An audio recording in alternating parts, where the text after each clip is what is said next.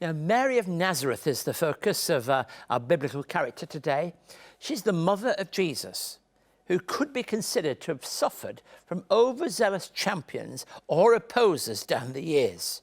She's had to endure becoming a symbol for a dogma, but you know, she's far more than that. And we do well to return to what we know of Mary. Mary is clearly a pious and gracious woman, somebody who loved God, who had a real position for God in her life. She's an altogether attractive person to whom we're drawn. I mean by that, there are characteristics about her life that you can't help but admire and feel you want to be a part of what it was that made her who she was. It's also clear she becomes a widow very early in life, hence this special relationship with Jesus in needing to find somebody to care for her at the end. The fact that when Jesus is around, we hear very little about Joseph later in his life. So Jesus probably, as the eldest son, would be somebody at home having to care for her. She was there at the beginning and throughout Jesus' ministry. And she was there at the cross in those last terrible hours. And there also in the earliest days of the church that we discover in the first chapter of the Acts of the Apostles.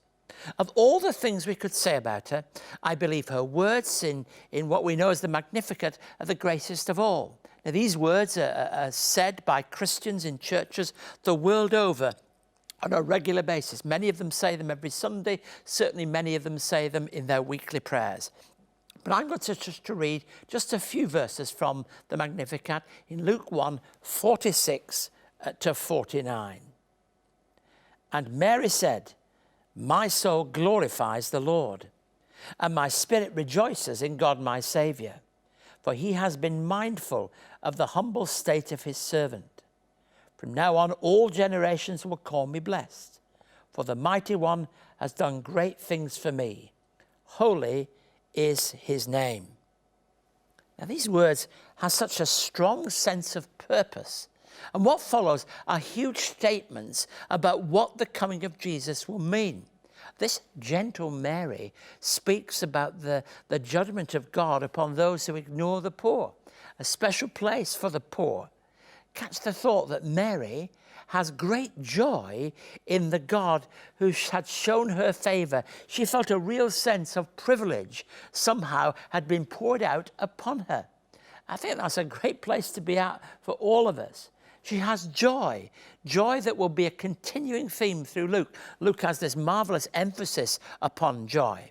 And she recognises that God is her Saviour. Now, I think that for Jesus, it would be so important to know what his ministry was like, but to have his relationship with his mother and to recognize that his mother saw her as Saviour, I think tells you a great deal of his relationship with her, a great deal of her somehow, shall we say, living within the orbit of what it means to belong to God in Jesus Christ.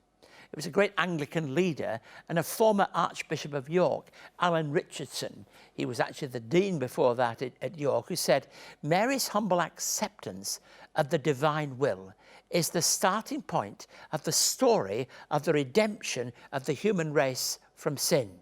Now, what Richardson is saying there is not that it's Mary that saves us, but at the very beginning of the story of salvation, it is that willingness to be used by God, to be available to God, that makes it possible for the birth of Jesus.